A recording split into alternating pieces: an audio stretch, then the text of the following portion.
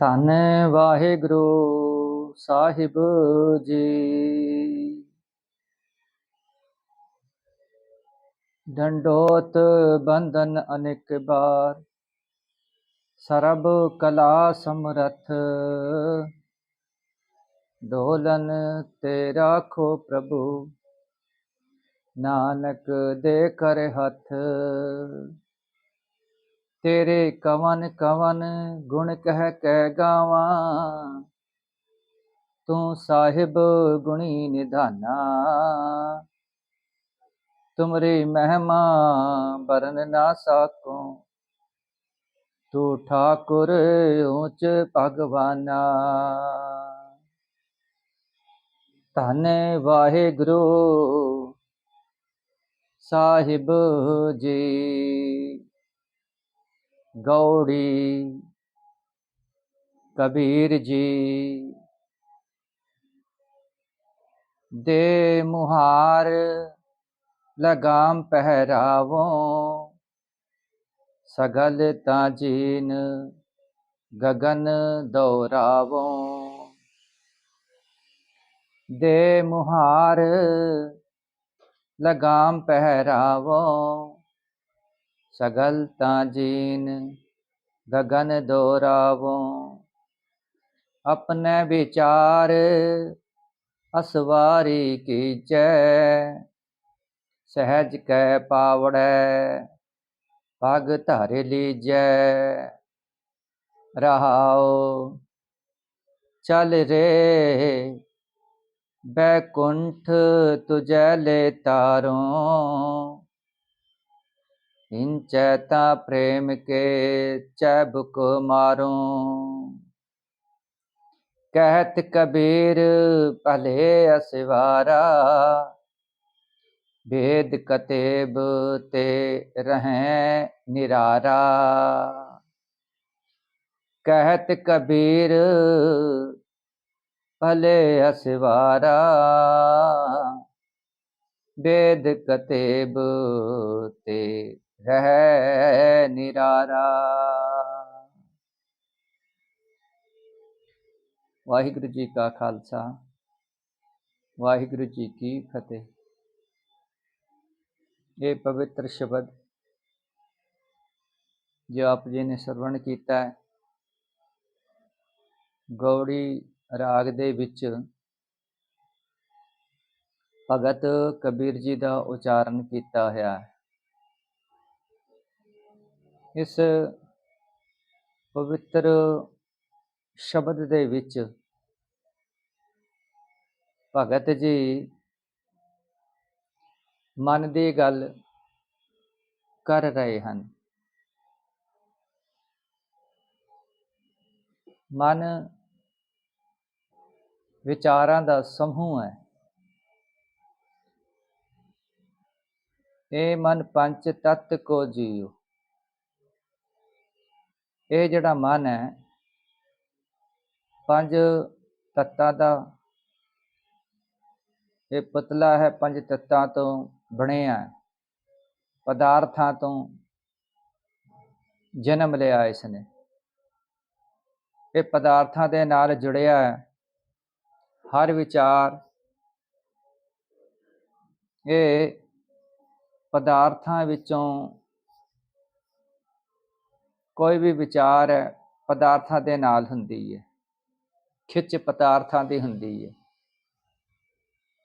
ਮਨ ਜਦ ਵੀ ਗੱਲ ਕਰਦਾ ਹੈ, ਸੰਸਾਰ ਦੀ ਗੱਲ ਕਰਦਾ, ਸੰਸਾਰ ਨਾਲ ਜੁੜਿਆ ਹੁੰਦਾ ਹੈ।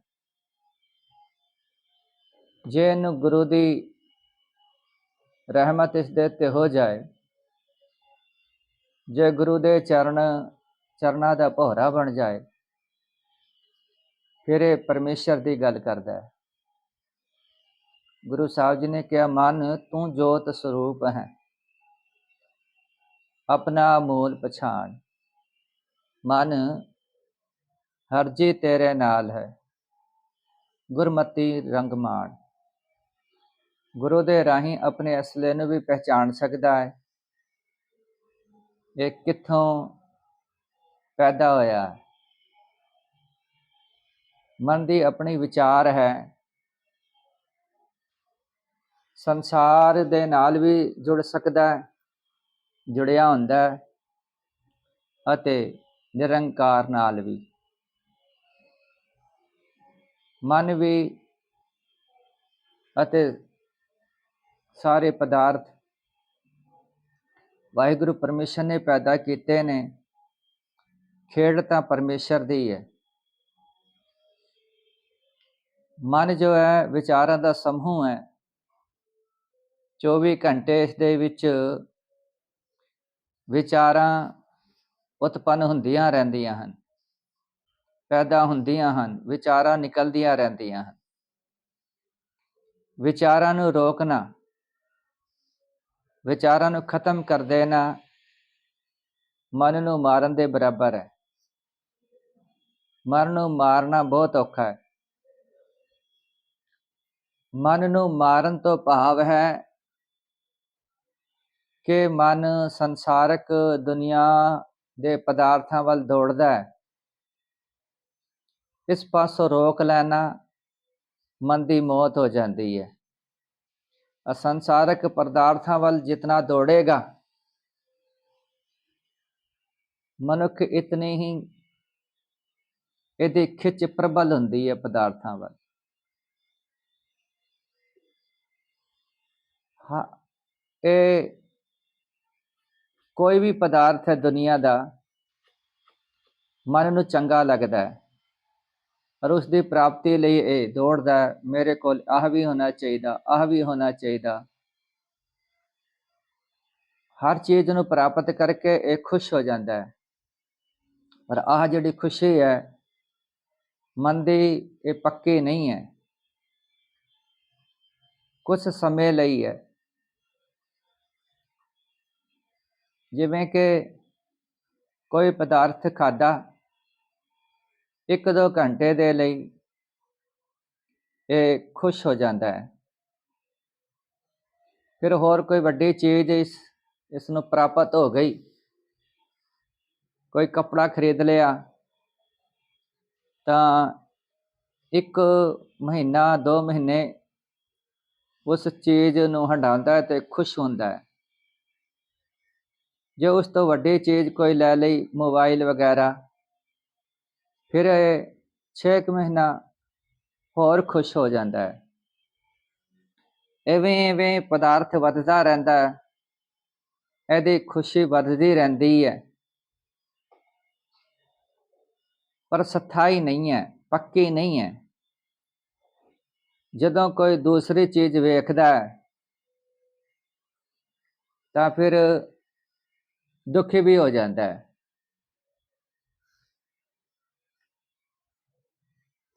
ਵੈਸੇ ਤਾਂ ਦੁੱਖ ਅਤੇ ਸੁੱਖ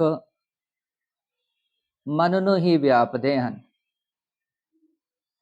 ਸਤਿਗੁਰੂ ਜੀ ਕਹਿੰਦੇ ਨੇ, ਦੁਖ ਸੁਖ ਇਸ ਮਨ ਕੀ ਬਿਰਥਾ, ਤੁਝੀ ਆਗੈ ਸਾਰੈ।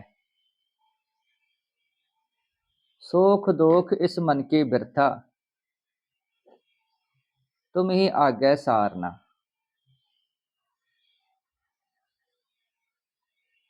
ਦੋਵੇਂ ਪੰਕਤੀਆਂ ਇੱਕੋ ਜਿਹੀਆਂ ਹਨ, ਸਿਰਫ 2 ਸ਼ਬਦਾਂ ਦਾ ਫਰਕ ਹੈ, ਅਰਥ ਇੱਕੋ ਹੀ ਨੇ। ਇਹ ਮਨ ਦੀ ਅਵਸਥਾ ਹੈ, ਮਨ ਦੀ ਬਿਰਥਾ ਹੈ। ਦੁੱਖ ਅਤੇ ਸੁੱਖ ਇੱਕ ਨਿੱਕੀ ਜਿਹੀ ਗਾਥਾ ਹੈ। ਇੱਕ ਸੇਠ ਹੁੰਦਾ ਹੈ, ਬਹੁਤ ਅਮੀਰ, ਕਈ ਕੰਪਨੀਆਂ ਦਾ ਉਹ ਮਾਲਕ ਹੁੰਦਾ ਹੈ ਤੇ ਅਚਾਨਕ ਫੋਨ ਆਉਂਦਾ ਹੈ, ਇੱਕ ਫੈਕਟਰੀ ਦੇ ਵਿੱਚ ਅੱਗ ਲੱਗ ਜਾਂਦੀ ਹੈ। ਇਸ ਦਾ ਜਿਹੜਾ ਮੁਨੀਮ ਹੈ ਉਹ ਫੋਨ ਚੱਕਦਾ ਹੈ, ਸੇਠ ਨੂੰ ਕਹਿੰਦਾ ਹੈ, ਸੇਠ ਜੀ ਆਪਣੀ ਫੈਕਟਰੀ ਨੂੰ ਅੱਗ ਲੱਗ ਗਈ। ਤਾਂ ਇਹ ਬਹੁਤ ਦੁਖੀ ਹੁੰਦਾ ਹੈ। ਫੈਕਟਰੀ ਨੂੰ ਜੋ ਅੱਗ ਲੱਗੀ ਹੈ, ਏਡਾ ਵੱਡਾ ਨੁਕਸਾਨ ਹੋ ਗਿਆ, ਬਰਦਾਸ਼ਤ ਨਹੀਂ ਕਰ ਪਾਇਆ। ਇਹ ਘਬਰਾ ਗਿਆ, ਇੰਨਾ ਘਬਰਾ ਗਿਆ ਕਿ ਮੂੰਹ ਵਿੱਚੋਂ ਕੋਈ ਗੱਲ ਨਹੀਂ ਨਿਕਲਦੀ ਪਈ, ਸਰੀਰ ਕੰਬ ਰਿਹਾ ਹੈ, ਬੁੱਲ ਹਿੱਲ ਰਹੇ ਨੇ ਪਰ ਗੱਲ ਨਹੀਂ ਨਿਕਲ ਰਹੀ। ਅੱਖਾਂ ਵਿੱਚੋਂ ਹੰਝੂ ਆ ਰਹੇ ਹਨ, ਭਾਵ ਕਿ ਹੰਝੂਆਂ ਨਾਲ ਰੋਂਦਾ ਪਿਆ। ਕਹਿੰਦਾ ਕੁਛ ਹੀਲਾ ਵਸੀਲਾ ਕਰੋ ਭਾਈ, ਫਾਇਰ ਬ੍ਰਿਗੇਡ ਨੂੰ ਫੋਨ ਕਰੋ, ਉੱਥੋਂ ਪਾਣੀ ਵਾਲੀਆਂ, ਪਾਣੀ ਦੀ ਬੁਛਾਰਾਂ ਕਰਨ ਵਾਲੀਆਂ ਗੱਡੀਆਂ ਮੰਗਵਾਵੋ। ਅਜੇ ਇਹ ਥੋੜਾ ਬਹੁਤ ਫੋਨ ਕਰਦਾ ਹੈ, ਹੀਲਾ ਵਸੀਲਾ ਕਰਦਾ ਹੈ, ਇਹਨੂੰ ਦੂਜਾ ਫੋਨ ਆ ਜਾਂਦਾ ਹੈ। ਇਹਦਾ ਮੁਨੀਮ ਕਹਿੰਦਾ ਹੈ, ਸੇਠ ਜੀ ਆਪਣੀ ਤਾਂ ਉਸ ਫੈਕਟਰੀ ਨੂੰ ਅੱਗ ਲੱਗੀ ਹੈ ਜਿਸ ਦਾ ਆਪਾਂ ਬਿਆਨਾ ਲੈ ਰੱਖਾ ਹੈ, ਉਹ ਤਾਂ ਆਪਾਂ ਵੇਚ ਦਿੱਤੀ ਹੈ, ਤੇ ਕੱਲ ਪਰਸੋਂ ਤਾਂ ਸੌਦਾ ਕੀਤਾ ਹੈ, ਜਿਹੜਾ ਕਿ ਕੱਲ ਪਰਸੋਂ ਆਪਾਂ ਬਿਆਨਾ ਲਿਆ ਹੈ ਔਰ ਫੈਕਟਰੀ ਦਾ ਵੇਚ ਦਿੱਤੀ, ਉਸੇ ਨੂੰ ਅੱਗ ਲੱਗੀ ਹੈ।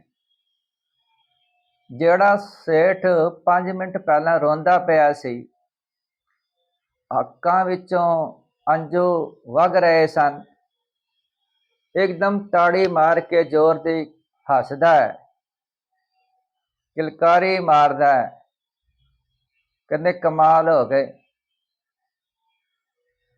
ਬਈ, ਸਾਡੀ ਫੈਕਟਰੀ ਨੂੰ ਥੋੜੀ ਅੱਗ ਲੱਗੀ ਹੈ, ਉਹ ਤਾਂ ਉਸੇ ਦਿਨ ਨੂੰ ਲੱਗੀ ਹੈ ਜਿਸ ਨੇ ਖਰੀਦੀ ਹੈ। ਮੈਂ ਤਾਂ ਹੀ ਦੁਖੀ ਹੁੰਦਾ ਪਿਆ ਸੀ। ਇਹ ਬਹੁਤ 5 ਮਿੰਟਾਂ ਵਿੱਚ ਪਹਿਲਾਂ ਦੁਖੀ ਸੀ ਤੇ ਹੁਣ ਇੱਕਦਮ ਬਹੁਤ ਖੁਸ਼ ਹੋ ਗਿਆ ਕਿ ਨੁਕਸਾਨ ਤੋਂ ਬਚ ਗਿਆ, ਮੇਰੀ ਨੂੰ ਅੱਗ ਨਹੀਂ ਲੱਗੀ, ਜਿਸ ਨੇ ਖਰੀਦੀ ਹੈ ਉਸੇ ਨੂੰ ਅੱਗ ਲੱਗੀ ਹੈ। ਅਜੇ ਕਿਲਕਾਰੀ ਮਾਰ ਕੇ ਹੱਸਦਾ ਪਿਆ ਸੀ, ਬਹੁਤ ਅੰਦਰੋਂ ਖੁਸ਼ ਨਜ਼ਰ ਆ ਰਿਹਾ ਸੀ। 5 ਮਿੰਟਾਂ ਬਾਅਦ ਫਿਰ ਫੋਨ ਆ ਗਿਆ। ਮੁਨੀਮ ਕਹਿੰਦਾ ਸੇਠ ਨੂੰ, ਮਹਾਰਾਜ ਜਿਹੜੀ ਫੈਕਟਰੀ ਨੂੰ ਅੱਗ ਲੱਗੀ ਹੈ, ਆਪਾਂ ਸੌਦਾ ਕਰ ਲਿਆ ਸੀ, ਬਿਆਨਾ ਵੀ ਲੈ ਲਿਆ, ਜਿਸ ਨੇ ਬਿਆਨਾ ਦਿੱਤਾ, ਜਿਸ ਨੇ ਖਰੀਦਣੀ ਸੀ, ਉਹ ਮੁਕਰ ਗਿਆ। ਉਹ ਕਹਿੰਦਾ ਮੈਂ ਨਹੀਂ ਖਰੀਦਣੀ, ਮੇਰਾ ਬਿਆਨਾ ਭਾਵੇਂ ਤੁਸੀਂ ਮਾਰ ਲਓ, ਰੱਖ ਲਓ, ਮੈਨੂੰ ਫੈਕਟਰੀ ਨਹੀਂ ਚਾਹੀਦੀ, ਕਿਉਂਕਿ ਬਿਆਨਾ ਤਾਂ 1 ਲੱਖ ਦਾ 2 ਲੱਖ ਦਾ ਹੋਣਾ, ਫੈਕਟਰੀ ਤਾਂ ਕਈ ਲੱਖਾਂ ਦੀ ਫੁੱਕ ਗਈ ਹੈ, ਅੱਗ ਲੱਗ ਗਈ, ਨੁਕਸਾਨ ਹੋ ਗਿਆ। ਉਹ ਮੁਕਰ ਪਿਆ। ਸੇਠ ਨੇ ਫੋਨ ਸੁਣਿਆ, ਫਿਰ ਰੋਣਾ ਧੋਣਾ ਸ਼ੁਰੂ ਕਰਤਾ, ਕਿਉਂਕਿ ਉਹ ਤਾਂ ਮੁਕਰ ਗਿਆ। ਜਿੰਨਾ ਬਿਆਨਾ ਲਿਆ ਸਿਰਫ ਉਹ ਮਿਲਿਆ, ਬਾਕੀ ਤਾਂ ਸਾਰਾ ਆਪਣਾ ਨੁਕਸਾਨ ਹੋ ਗਿਆ। ਫਿਰ ਰੋਣ ਲੱਗ ਪਿਆ। ਬਸ ਮਨੁੱਖ ਦੀ ਹਾਲਤ ਇਹੀ ਹੈ। ਫੈਕਟਰੀ ਤੇ ਜਾ ਕੇ ਵੇਖਿਆ ਨਹੀਂ ਕਿੰਨਾ ਨੁਕਸਾਨ ਹੋਇਆ, ਕਿੰਨਾ ਨਹੀਂ, ਹੀਲਾ ਵਸੀਲਾ ਕੁਛ ਨਹੀਂ ਕੀਤਾ, ਸਿਰਫ ਫੋਨ ਸੁਣਿਆ, ਦੁਖੀ ਹੋ ਗਿਆ, ਫੋਨ ਸੁਣਿਆ ਤੇ ਹੱਸਣ ਲੱਗ ਪਿਆ, ਫਿਰ ਤੀਜੀ ਵਾਰੀ ਫੋਨ ਸੁਣਿਆ, ਫਿਰ ਰੋਣਾ ਧੋਣਾ ਸ਼ੁਰੂ ਕਰਤਾ। ਇਹ ਮਨੁੱਖ ਦੀ ਅਵਸਥਾ ਹੈ, ਮਨ ਦੀ। ਭਾਈ ਜਿਹੜੇ ਚੜ੍ਹਦੀ ਕਲਾ ਵਿੱਚ ਰਹਿੰਦੇ ਹਨ, ਰੱਬ ਦੇ ਆਸਰੇ ਤੇ ਰਹਿੰਦੇ ਹਨ, ਰੱਬ ਦੇ ਭੈ ਦੇ ਵਿੱਚ ਤੇ ਹੁਕਮ ਦੇ ਵਿੱਚ ਰਹਿੰਦੇ ਨੇ। ਰੱਬ ਦੀ ਰਜ਼ਾ ਨੂੰ ਸਿਰ ਮੱਥੇ ਪ੍ਰਵਾਨ ਕਰਦੇ ਹਨ ਭਾਣੇ ਨੂੰ। ਭਾਈ ਉਹ ਹਮੇਸ਼ਾ ਚੜ੍ਹਦੀ ਕਲਾ ਵਿੱਚ ਰਹਿੰਦੇ ਨੇ, ਭਾਵੇਂ ਨੁਕਸਾਨ ਹੁੰਦਾ ਹੈ, ਭਾਵੇਂ ਉਹਨਾਂ ਦਾ ਬਹੁਤ ਸਾਰਾ ਲਾਭ ਵੀ ਹੋ ਜਾਂਦਾ ਹੈ, ਤਾਂ ਵੀ ਕੋਈ ਫਰਕ ਨਹੀਂ ਪੈਂਦਾ। ਪਰ ਆਮ ਦੁਨਿਆਵੀ ਮਨੁੱਖ ਨੂੰ ਬਹੁਤ ਫਰਕ ਪੈਂਦਾ ਹੈ, ਜੋ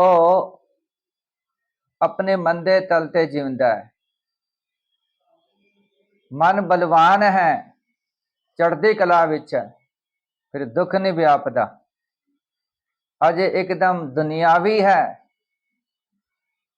ਜੇ ਦੁੱਖ ਸੁੱਖ ਇੱਕਦਮ ਵਿਆਪਦਾ ਮਨੁੱਖ ਨੂੰ, ਮਨ ਨੂੰ, ਫਿਰ ਇੱਕਦਮ ਇਹ ਸ਼ਸਤਰ ਰੱਖ ਦਿੰਦਾ ਹੈ, ਹਥਿਆਰ ਸੁੱਟ ਦਿੰਦਾ ਹੈ, ਮਨ ਢਹਿੰਦੀ ਕਲਾ ਵਿੱਚ ਚਲ ਜਾਂਦਾ ਹੈ। ਕਿਉਂਕਿ ਮਨ ਨੂੰ ਪਰਮੇਸ਼ਰ ਦਾ ਨਾਮ ਨਹੀਂ ਮਿਲਿਆ, ਪਰਮੇਸ਼ਰ ਦਾ ਆਸਰਾ ਵੀ ਨਹੀਂ ਮਿਲਿਆ, ਓਟ ਨਹੀਂ ਲਈ ਹੋਈ, ਪਰਮੇਸ਼ਰ ਤੇ ਵਿਸ਼ਵਾਸ ਵੀ ਨਹੀਂ ਹੈ। ਤੇ ਕਬੀਰ ਜੀ ਕਹਿੰਦੇ ਨੇ, ਆ ਮੈਂ ਤੈਨੂੰ ਅਸਮਾਨ ਦੀ ਸੈਰ ਕਰਾਂਦਾ, ਚੱਲ ਵਿਚਾਰਾਂ ਦੇ ਘੋੜੇ ਦੇ ਉੱਤੇ ਬਹਿ, ਮੈਂ ਤੈਨੂੰ ਸਾਰੇ ਇਸ ਗਗਨ ਦੀ, ਆਸਮਾਨ ਦੀ ਸੈਰ ਕਰਾਂਦਾ ਹਾਂ। ਕਿਉਂਕਿ ਮਨ ਵਿੱਚ ਵਿਚਾਰਾਂ ਆਉਂਦੀਆਂ ਹਨ, ਵਿਚਾਰਾਂ ਬਹੁਤ ਅਥਾਹ ਹੁੰਦੀਆਂ ਹਨ, ਪ੍ਰਬਲ ਹੁੰਦੀਆਂ। ਮਨ ਪਤਾ ਨਹੀਂ ਕੀ ਕੁਝ ਸੋਚ ਲੈਂਦਾ ਹੈ। ਕਬੀਰ ਜੀ ਕਹਿੰਦੇ ਨੇ, ਗੌੜੀ ਕਬੀਰ ਜੀ ਦੇ ਮੁਹਾਰ ਲਗਾਮ ਪਹਿਰਾਵੋ, ਸਗਲਤਾ ਜੀਨ ਗਗਨ ਦੋਰਾਵੋ। ਮੁਹਾਰ ਕਹਿੰਦੇ ਨੇ ਲਗਾਮ ਨੂੰ, ਉਹ ਰੱਸਾ ਜਿੱਤੇ ਮੂੰਹ ਬੰਨਿਆ ਜਾਂਦਾ ਹੈ ਘੋੜੇ ਦਾ, ਉਸ ਨੂੰ ਲਗਾਮ ਕਹਿੰਦੇ ਨੇ। ਪਰ ਅਗਲਾ ਲਫ਼ਜ਼ ਜਿਹੜਾ ਉਹ ਲਗਾਮ ਹੈ, ਉਹਦਾ ਅਰਥ ਰੱਸਾ ਜਾਂ ਲਗਾਮ ਨਹੀਂ ਹੈ। ਲਗਾਮ ਦਾ ਅਰਥ ਹੈ ਲਗਾਉਣਾ। ਦੇ ਮੁਹਾਰ ਲਗਾਮ ਪਹਿਰਾਵੋਂ, ਪਹਿਰਾਵਾਂ ਦਾ ਮਤਲਬ ਕਿ ਇਹ ਮਨ ਤੈਨੂੰ ਵਾਹਿਗੁਰੂ ਪਰਮੇਸ਼ਰ ਦੇ ਨਾਮ ਦੇ ਨਾਲ ਲਗਾਵਾਂ, ਅਤੇ ਜਿਹੜੇ ਸੰਸਾਰਕ ਝਮੇਲੇ ਦੁੱਖ ਸੁੱਖ ਹਨ, ਇਹਨਾਂ ਤੋਂ ਤੈਨੂੰ ਰੋਕ ਲਵਾਂ। ਸਗਲ ਤਾਂ ਜੀਨ ਗਗਨ ਦੋਰਾਵੋ,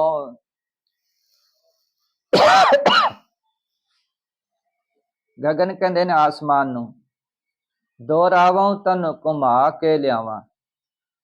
ਇਹ ਮਨ, ਇਹ ਸਾਰਾ ਸੰਸਾਰ ਹੈ, ਸਮਝ ਲੈ ਜਿੰਨਾ ਵੀ ਸੰਸਾਰ ਹੈ, ਜਿਤਨਾ ਵੱਡਾ ਇਹ ਗਗਨ ਹੈ, ਇਹਦੇ ਵਿੱਚ ਦੌਰਾ ਕਰਕੇ ਲਿਆਵਾਂ, ਤੈਨੂੰ ਘੁਮਾ ਕੇ ਲਿਆਵਾਂ। ਮਨੁੱਖ ਦਾ ਮਨ ਜੋ ਹੈ ਬਹੁਤ ਪ੍ਰਬਲ ਹੈ, ਪਤਾ ਨਹੀਂ ਕਿੰਨੀਆਂ ਕਿੰਨੀਆਂ ਵਿਚਾਰਾਂ ਕਰਦਾ ਹੈ, ਕਿੱਥੇ ਤੱਕ ਉਡਾਰੀ ਮਾਰਦਾ ਹੈ। ਆਪਣੇ ਵਿਚਾਰ ਅਸਵਾਰੇ ਕੀਜੈ, ਆਪਣੇ ਵਿਚਾਰਾਂ ਦੇ ਉੱਤੇ ਬਹਿ ਜਾ, ਅਸਵਾਰੀ ਕੀਜੈ, ਸਵਾਰੀ ਕਰ। ਜਿਵੇਂ ਮਨੁੱਖ ਘੋੜੇ ਤੇ ਬਹਿ ਕੇ ਅਸਵਾਰ ਹੋ ਕੇ ਸਵਾਰੀ ਕਰਦਾ ਹੈ, ਇਸੇ ਤਰੀਕੇ ਦੇ ਨਾਲ ਕਬੀਰ ਜੀ ਕਹਿੰਦੇ ਨੇ, ਭਾਈ ਆਪਣੇ ਵਿਚਾਰਾਂ ਦੇ ਉੱਤੇ ਬਹਿ ਜਾ ਅਤੇ ਅਸਮਾਨ ਦੇ ਵਿੱਚ ਉਡਾਰੀ ਮਾਰ। ਸਹਿਜ ਕੈ ਪਾਵੜੈ ਭਗਤ ਹਰਿ ਲੀਜੈ। ਸਹਿਜ ਦਾ ਮਤਲਬ ਹੈ ਅਡੋਲ ਅਵਸਥਾ, ਪਾਵੜਾ ਦਾ ਮਤਲਬ ਹੈ ਰਕਾਬ, ਜਿਹਦੇ ਵਿੱਚ ਪੈਰ ਘੋੜੇ ਦੇ ਉੱਤੇ ਰੱਖ ਕੇ, ਜੋ ਕਾਠੀ ਦੇ ਨਾਲ ਬੰਨੀ ਹੁੰਦੀ ਹੈ ਪੈਰ ਟਿਕਾਣ ਦੇ ਲਈ, ਉਸ ਨੂੰ ਰਕਾਬ ਕਹਿੰਦੇ ਨੇ। ਪਾਵੜਾ ਪੱਗ ਦਾ ਮਤਲਬ ਹੈ ਪੈਰ, ਧਰ ਲੀਜੈ। ਸਹਿਜ ਅਵਸਥਾ ਦੇ ਵਿੱਚ ਤੂੰ ਟਿਕ ਜਾਹੇ ਮੇਰੇ ਮਨ, ਸੰਭਲ ਜਾ। ਕਿਉਂਕਿ ਕਾਠੀ ਦੇ ਉੱਤੇ ਜਦੋਂ ਬੰਦਾ ਬਹਿ ਜਾਂਦਾ ਹੈ ਘੋੜੇ ਦੇ ਉੱਤੇ, ਤੇ ਫਿਰ ਕਾਠੀ ਦੇ ਉੱਤੇ ਹਿੱਲਦਾ ਹੈ ਘੋੜੇ ਦੇ ਉੱਤੇ ਬਹਿ ਕੇ, ਤੇ ਡਿੱਗ ਨਾ ਪਵੇ ਤਾਂ ਕਰਕੇ ਫਿਰ ਰਕਾਬ ਦੇ ਅੰਦਰ ਪੈਰ ਪਾ ਲੈਂਦਾ ਹੈ ਬੈਲੈਂਸ ਬਣਾਉਣ ਦੇ ਲਈ, ਟਿਕਣ ਦੇ ਲਈ। ਕਬੀਰ ਜੀ ਕਹਿੰਦੇ ਨੇ ਵਿਚਾਰਾਂ ਨੂੰ ਤੂੰ ਸੋਚ, ਵਿਚਾਰਾਂ ਦੇ ਰਾਹੀਂ ਉਡਾਰੀਆਂ ਮਾਰ ਅਸਮਾਨ ਦੇ ਵਿੱਚ, ਪਰ ਸਹਿਜ ਅਵਸਥਾ ਵਿੱਚ ਟਿਕਾ ਰਹੀਂ। ਚੰਗੇ ਵਿਚਾਰ ਅੰਦਰ ਧਾਰਨ ਕਰੀ। ਸਹਿਜ ਦਾ ਮਤਲਬ ਹੈ ਬੁੱਧੀ, ਆਪਣੀ ਬੁੱਧੀ ਦੇ ਵਿੱਚ ਚੰਗੇ ਵਿਚਾਰ ਧਾਰਨ ਕਰੀ ਤੇ ਪੈਰ ਜਮਾ ਕੇ ਰੱਖੀ, ਡਿੱਗ ਨਾ ਪਵੀਂ। ਮਨ ਦੇ ਅੰਦਰ ਵਿਚਾਰ ਚੰਗੇ ਹੋਣੇ ਚਾਹੀਦੇ। ਸਹਿਜ ਧਾਰਨ ਕਰ, ਉਤਾਵਲਾ ਨਾ ਹੋਈ। ਰਾਹੋ ਚੱਲ ਰੇ ਬੈਕੁੰਠ, ਤੁਝੈ ਲੈ ਤਾਰੋਂ। ਚੱਲ ਰੇ, ਹੇ ਮਨ ਤੂੰ ਚੱਲ, ਬੈਕੁੰਠ ਲੈ ਤਾਰੋਂ, ਆ ਤੈਨੂੰ ਬੈਕੁੰਠ ਵੱਲ ਲੈ ਕੇ ਚੱਲਦਾ ਮੈਂ। ਬੈਕੁੰਠ ਦੀ ਸੈਰ ਕਰਾਂਦਾ, ਤੈਨੂੰ ਘੁਮਾ ਕੇ ਲਿਆਂਦਾ। ਹਿੰਚੈ ਤਾ ਪ੍ਰੇਮ ਕੇ ਚੈਬਕ ਮਾਰੋਂ।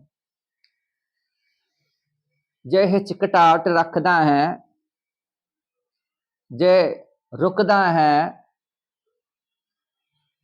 ਤੇ ਜਾਣ ਦਾ ਦਿਲ ਨਹੀਂ ਕਰਦਾ, ਤੇ ਪ੍ਰੇਮ ਕੇ ਚੈਬਕ ਮਾਰੋਂ, ਪ੍ਰੇਮ ਦੇ ਨਾਲ ਮਨ ਨੂੰ ਕਬੀਰ ਜੀ ਸਮਝਾਉਂਦੇ ਪਏ ਨੇ। ਚਾਬਕ ਕਹਿੰਦੇ ਨੇ ਛਾਟਾ ਮਾਰਨ ਨੂੰ। ਜਿਵੇਂ ਡੰਗਰ ਨੂੰ ਹਿੱਕੀ ਦਾ ਹੈ, ਤੇ ਜੇ ਨਹੀਂ ਚੱਲਦਾ ਅੱਗੇ ਨੂੰ ਤਾਂ ਫਿਰ ਉਸਨੂੰ ਛਾਟਾ ਮਾਰੀਦਾ। ਛਾਟਾ ਹੁੰਦਾ ਇੱਕ ਸੋਟੀ ਹੁੰਦੀ ਹੈ, ਡੰਡਾ ਵੱਡਾ ਜਿਹਾ, ਉਹਦੇ ਵਿੱਚ ਫਿਰ ਅੱਗੇ ਛਾਟਾ ਬੰਨਿਆ ਹੁੰਦਾ ਚਮੜੇ ਦਾ, ਫਿਰ ਉਹਨੂੰ ਮਾਰੀਦਾ ਹਿੱਕਣ ਵਾਸਤੇ।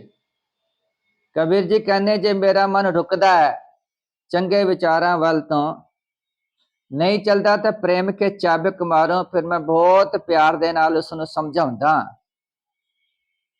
ਕਹਿਤ ਕਬੀਰ ਭਲੇ ਅਸਵਾਰਾ। ਕਬੀਰ ਜੀ ਕਹਿੰਦੇ ਨੇ ਭਲੇ ਅਸਵਾਰਾ, ਉਹ ਸਵਾਰੀ ਕਰਨ ਵਾਲਾ ਜਿਹੜਾ ਸਵਾਰ ਹੈ, ਮਨ ਦੇ ਉੱਤੇ ਬੈਠਾ ਹੈ ਘੋੜੇ ਦੇ ਉੱਤੇ, ਅਸਵਾਰ ਸਵਾਰੀ ਕਰਨ ਵਾਲਾ, ਉਹ ਭਲਾ ਹੈ, ਚੰਗਾ ਹੈ। ਕਿਹੜਾ ਸਵਾਰ ਚੰਗਾ ਹੈ? ਵੇਦ ਕਤੇਬ ਤੇ ਰਹਿ ਨਿਰਾਰਾ। ਜਿਹੜਾ ਕਿ ਵੇਦਾਂ ਤੇ, 4 ਵੇਦ ਨੇ, ਕਤੇਬਾਂ ਤੇ ਧਾਰਮਿਕ ਪੁਸਤਕਾਂ, ਇਹ ਜਿਹੜੀਆਂ ਕਤੇਬ ਨੇ, ਧਾਰਮਿਕ ਪੁਸਤਕਾਂ, ਵੇਦ ਨੇ, ਇਹਨਾਂ ਵਿੱਚ ਜੋ ਕਰਮ ਕਾਂਡ ਲਿਖਿਆ, ਇਹਨਾਂ ਕਰਮ ਕਾਂਡਾਂ ਤੋਂ ਵੱਖਰਾ ਰਹਿੰਦਾ ਹੈ ਮਨ। ਕਿਉਂਕਿ ਮਨ ਜੋ ਹੈ ਨਾ, ਜਿੰਨੀਆਂ ਵਿਚਾਰਾਂ ਸੋਚਦਾ ਹੈ, ਪੜ੍ਹਦਾ ਹੈ, ਤੇ ਇਸ ਗਿਆਨ ਦੇ ਵਿੱਚ, ਸੰਸਾਰਕ ਗਿਆਨ ਵਿੱਚ ਮਨ ਜੋ ਹੈ ਵੱਜ ਜਾਂਦਾ ਹੈ, ਖੁੱਲਾ ਨਹੀਂ ਰਹਿੰਦਾ। ਘੋੜਾ ਜਿਹੜਾ ਹੈ ਉਸਦੇ ਅੰਦਰ ਬਹੁਤ ਤਾਕਤ ਹੁੰਦੀ ਹੈ, ਪਰ ਜਦੋਂ ਉਹ ਸਮਝੌਤਾ ਕਰ ਲੈਂਦਾ ਹੈ ਕਿਸੇ ਨਾਲ, ਫਿਰ ਉਹਦੀ ਤਾਕਤ ਵਿਅਰਥ ਹੋ ਜਾਂਦੀ ਹੈ। ਜਿੰਨੀ ਵੀ ਤਾਕਤ ਹੁੰਦੀ ਹੈ ਮਸ਼ੀਨ ਵਿੱਚ, ਉਸ ਨੂੰ ਘੋੜੇ ਦੀ ਤਾਕਤ ਨਾਲ ਮਾਪਿਆ ਜਾਂਦਾ ਹੈ। ਉਹਨੂੰ ਹਾਰਸ ਪਾਵਰ ਕਹਿੰਦੇ ਨੇ। ਘੋੜੇ ਦੀ ਪਾਵਰ ਦੇ ਨਾਲ ਮਾਪ ਕੇ ਫਿਰ ਮਸ਼ੀਨ ਦੀ ਤਾਕਤ ਮਾਪੀ ਜਾਂਦੀ ਹੈ। ਘੋੜੇ ਵਿੱਚ ਬੜੀ ਤਾਕਤ ਹੁੰਦੀ ਹੈ, ਪਰ ਘੋੜੇ ਨੂੰ ਕਿਸੇ ਕੁਰਸੀ ਦੇ ਨਾਲ ਬੰਨ੍ਹ ਦਿਓ ਤਾਂ ਸਾਰਾ ਦਿਹਾੜੀ ਉੱਥੇ ਖਲੋਤਾ ਰਹਿੰਦਾ ਹੈ। ਉਹਨੂੰ ਘੋੜੇ ਨੂੰ ਇਹ ਅਹਿਸਾਸ ਹੋ ਜਾਂਦਾ ਹੈ ਕਿ ਵੀ ਮੈਨੂੰ ਬੰਨਿਆ ਹੋਇਆ ਹੈ, ਜੋ ਕਿ ਕੁਰਸੀ ਇੱਕ ਵਸਤੂ ਹੈ, ਉੱਪਰ ਰੱਖੀ ਹੋਈ ਹੈ। ਉਹਨੂੰ ਖਿੱਚ ਸਕਦਾ ਹੈ, ਦੌੜ ਸਕਦਾ ਹੈ, ਪਰ ਉਹਨੇ ਸਮਝੌਤਾ ਕਰ ਲਿਆ। ਉਹਨੇ ਮਹਿਸੂਸ ਕਰ ਲਿਆ ਮੈਨੂੰ ਬੰਨਿਆ ਹੋਇਆ ਹੈ। ਬਸ ਇਸ ਗੱਲ ਤੇ ਉਹ ਟਿਕਿਆ ਰਹਿੰਦਾ ਹੈ। ਨਹੀਂ ਤਾਂ ਘੋੜੇ ਦੇ ਸਾਹਮਣੇ ਉਹ ਕੁਝ ਵੀ ਨਹੀਂ ਹੈ ਕੁਰਸੀ, ਪਰ ਉਹਨੂੰ ਅਹਿਸਾਸ ਹੋ ਜਾਂਦਾ ਹੈ। ਕਬੀਰ ਜੀ ਕਹਿੰਦੇ ਨੇ ਵੇਦ ਕਤੇਬ ਤੇ ਰਹਿ ਨਿਰਾਰਾ। ਹੈ ਮੇਰੇ ਮਨ, ਇਹ ਜਿਹੜੀਆਂ ਵੇਦਾਂ ਕਿਤਾਬਾਂ ਵਿੱਚ ਗਿਆਨ ਵਾਲੀਆਂ ਗੱਲਾਂ ਲਿਖੀਆਂ ਨਾ, ਉਸ ਤੋਂ ਨਿਰਾਰਾ ਦਾ ਮਤਲਬ ਨਿਰਲੇਪ, ਅਲੱਗ ਰਹਿ। ਕਿਤਾਬਾਂ ਦੇ ਵਿੱਚ ਮਨੁੱਖ ਕਿਤਾਬੀ ਗਿਆਨ ਦੇ ਨਾਲ ਬੱਝ ਜਾਂਦਾ ਹੈ, ਪਰ ਜੋ ਆਪਣਾ ਅੰਦਰੂਨੀ ਵਿਚਾਰ ਹੈ, ਅੰਦਰ ਦਾ ਅਨੁਭਵ, ਉਹ ਸਾਰਿਆਂ ਨਾਲੋਂ ਸ੍ਰੇਸ਼ਟ ਤੇ ਉੱਚਾ ਹੈ। ਤੇ ਸਹੀ ਤਾਂ ਇਹ ਹੈ ਕਿ ਗਿਆਨਵਾਨ ਪੁਰਸ਼ ਹਮੇਸ਼ਾ ਹਾਰਦੇ ਨੇ। ਜਿਹੜੇ ਕਿਤਾਬਾਂ ਪੜ੍ਹਦੇ ਹਨ ਉਹ ਹਮੇਸ਼ਾ ਹਾਰਦੇ ਨੇ, ਕਿਉਂਕਿ ਇਹਨਾਂ ਦੀ ਸੀਮਾ ਹੁੰਦੀ ਹੈ, ਉਹ ਸੀਮਾ ਦੇ ਅੰਦਰ ਬੱਝੇ ਹੁੰਦੇ ਨੇ। ਪਰ ਜਿਹੜੇ ਸਾਰੇ ਆਸਮਾਨ ਦੇ ਵਿੱਚ ਉਡਾਰੀ ਮਾਰਦੇ ਹਨ, ਜੋ ਗਿਆਨ ਤੋਂ ਮੁਕਤ ਹੁੰਦੇ ਹਨ, ਭਾਈ ਉਹ ਕਿਵੇਂ ਹਾਰ ਸਕਦੇ ਨੇ? ਉਹ ਕਿਸੇ ਨਿਜ਼ਮ ਦੇ ਵਿੱਚ ਬੱਝੇ ਨਹੀਂ ਹੁੰਦੇ। ਇੱਕ ਨਿੱਕੀ ਜਿਹੀ ਗਾਥਾ ਹੈ,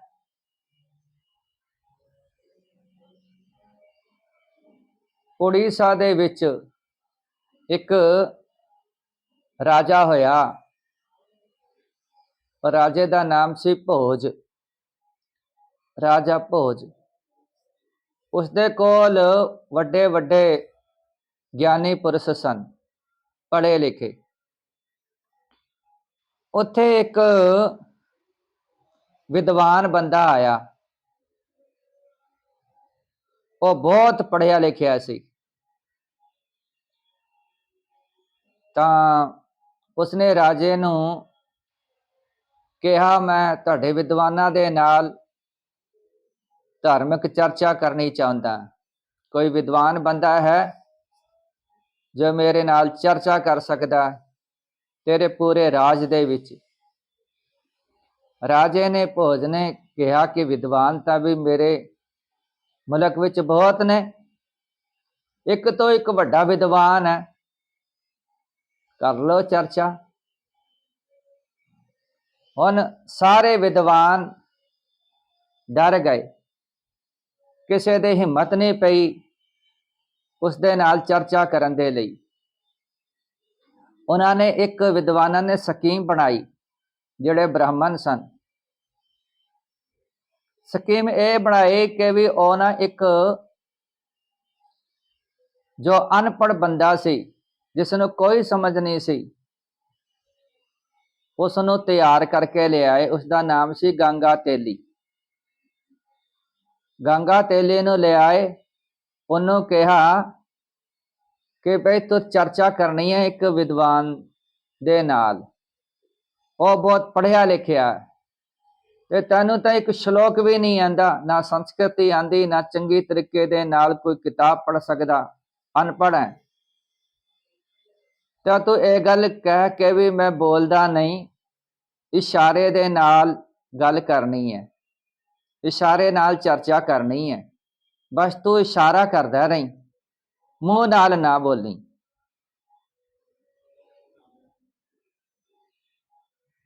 ਪੰਡਤਾਂ ਨੇ ਸੋਚਿਆ ਜੇ ਤਾਂ ਸਾਡਾ ਬੰਦਾ ਗੰਗਾ ਤੇਲੀ ਜਿੱਤ ਗਿਆ ਤੇ ਫਿਰ ਸਾਡੀ ਜਿੱਤ ਹੈ, ਅਜੇ ਹਾਰ ਗਿਆ ਤਾਂ ਇਹ ਬੰਦਾ ਹਾਰਿਆ। ਅਸੀਂ ਕਹਿ ਦੇਂਗੇ ਕਿ ਵੀ ਅਸੀਂ ਤਾਂ ਬ੍ਰਾਹਮਣ ਸੀ, ਅਸੀਂ ਤਾਂ ਵਿਦਵਾਨ ਸੀ, ਇਹ ਬੰਦਾ ਹਾਰਿਆ, ਅਸੀਂ ਨਹੀਂ ਹਾਰ ਸਕਦੇ।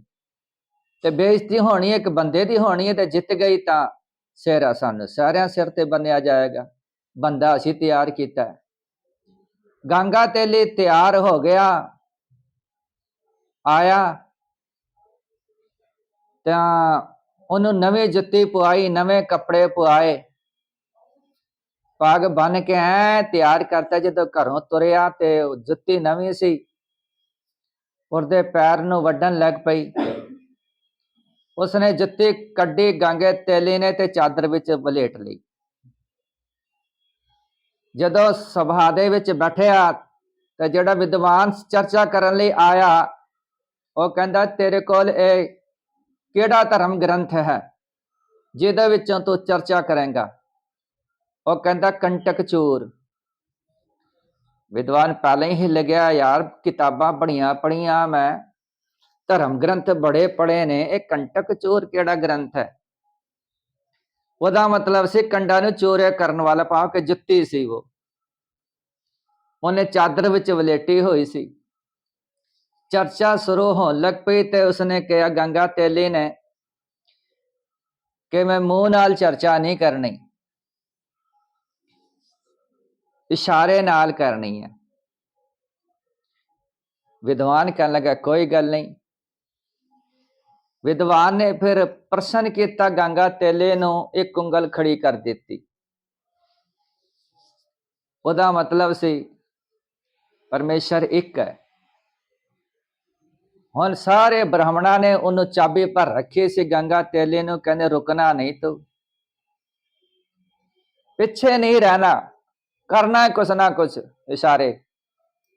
ਉਹਦੇ ਉਹਨੇ ਤਾਂ ਦਿੱਤੀ ਹੋਈ ਪੂਰੀ ਚਾਬੀ।